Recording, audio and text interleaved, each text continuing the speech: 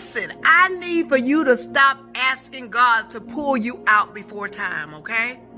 God said you need to go through this process. God knows what is coming up. He knows what is to be concerning you moving forward.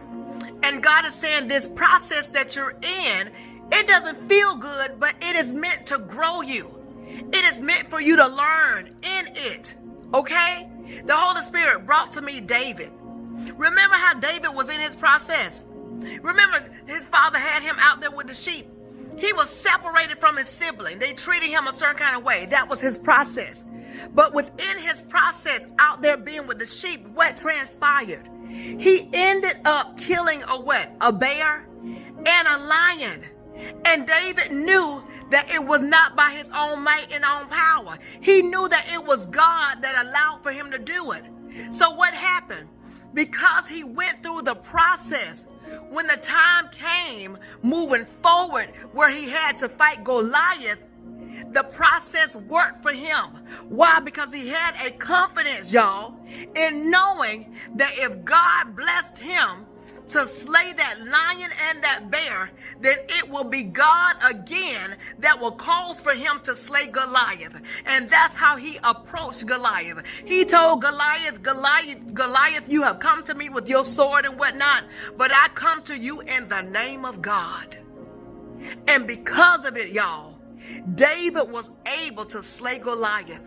And that is what God is saying. God is saying you gotta go through this process.